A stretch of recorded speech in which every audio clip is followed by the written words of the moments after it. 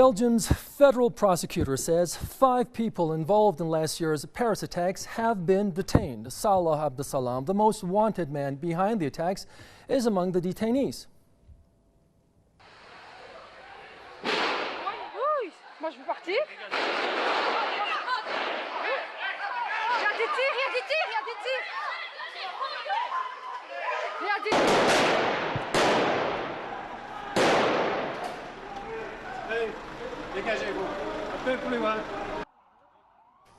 Officials say Abdeslam was wounded in the leg during the police operation in the Molenbeek district of Brussels. This after Belgian authorities found fingerprints of the 26-year-old Abdeslam during a raid last week. A trace of DNA from Abdeslam had been found on Tuesday. 4 officers were wounded when Belgian and French police raided the apartment where the suspects had been holed up. 130 people were killed back in November terror attacks in the French capital. The French president says his country will seek extradition of the Paris attacks suspect. Salah Abdeslam was under a European arrest warrant, and I have no doubt that the judicial authorities will ask very quickly an extradition request. And I know, as it is not the first time we have to do this, that the Belgian authorities will respond as favorably as possible and as quickly as possible. And I want to use this opportunity to thank the Belgian Ministry of Justice. Hollande also noted that the threat level remains high everywhere in Belgium and France. Meanwhile, Belgian Prime Minister Charles Michel said police faced armed resistance during the raid that resulted in capturing Salah Abdeslam and 2 other suspects.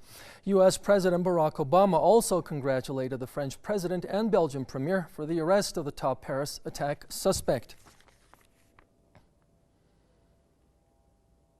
To talk more about this, let's go to Geroid O'Colmain, a political analyst. Geroid, it's good to have you here with us on the program now. Dealing with the story as it's being told and developed is one thing, but dealing with essentially the root causes that brought it about in the first place is totally another.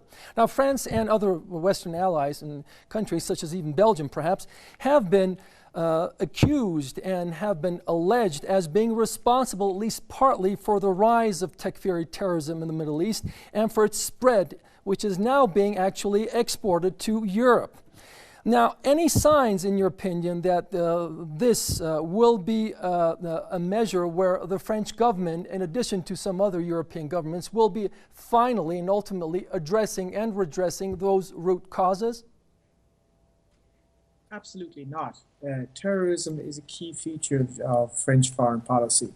They don't just use terrorism in the Middle East to destroy post-colonial states resisting their geopolitical interests in those states, but they use it right across the African continent. Terrorism is a key feature of French neocolonial control over Africa, and so they're spreading terrorism all over Africa. They've invaded several countries in the last few years, and that's going to continue. So terrorism is a key feature of US, NATO foreign policy. It has 2 key functions.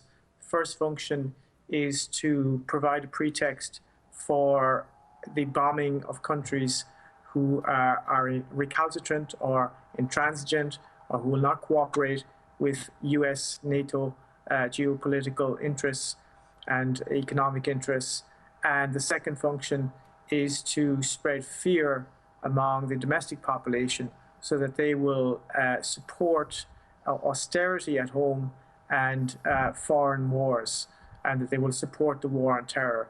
So that is the key function of terrorism. There is no real war on terror. There never has been a war on terror.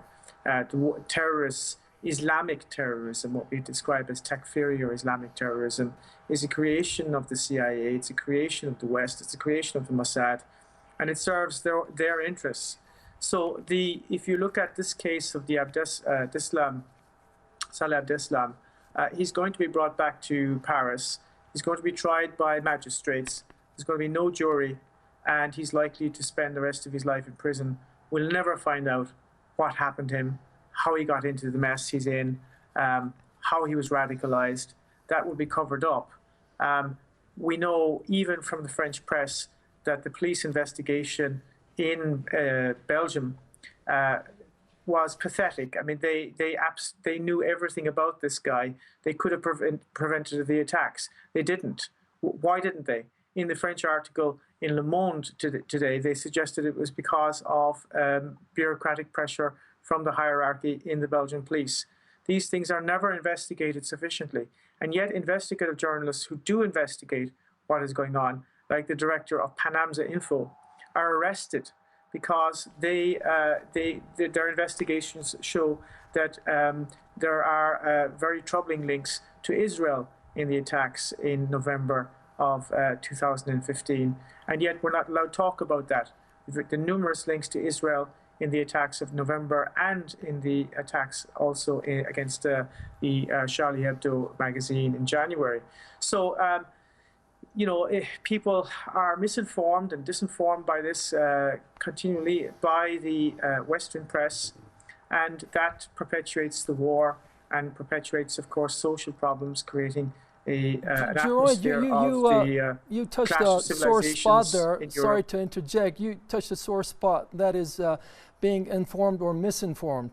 Now, as a Paris correspondent for a famous newspaper, the Herald Tribune. Now, what do you think the newspapers, the print press, as well as media overall, can do? Furthermore, there has been a major silence going on in mainstream media, but for the alternative types of media, what else can be done to bring the attention as to the root causes generating this terrorism, which is now spreading back to Europe, and informing, that is, if the people are misinformed, disabusing their minds in Europe of the root causes, and helping generate a grassroots movement in Europe?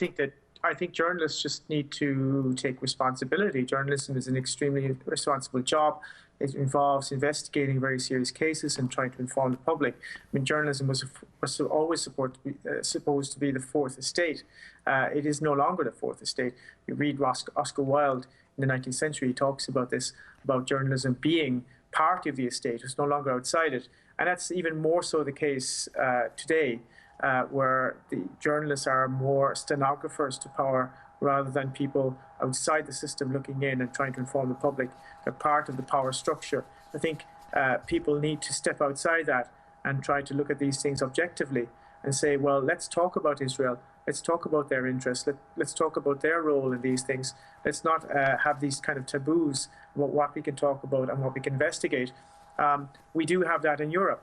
But thanks to sort of contradictions of globalization, where we can talk to other news stations around the world, we can have these kind of conversations. It is having an impact on public opinion in Europe, and that's a very good thing, because it means that, eventually, once we work together, we will get to the root cause of this. We'll get to the root cause of it, and once we do that, it will stop, because ultimately the war on terror is based on lies. It's based on the perpetuation of lies. And once people understand the root causes, there will be no more terrorism, and everybody will benefit from that. Gerald Colmain, I want to thank you for your insights tonight. Gerald Colmain, political analyst and Paris correspondent for the Herald Tribune.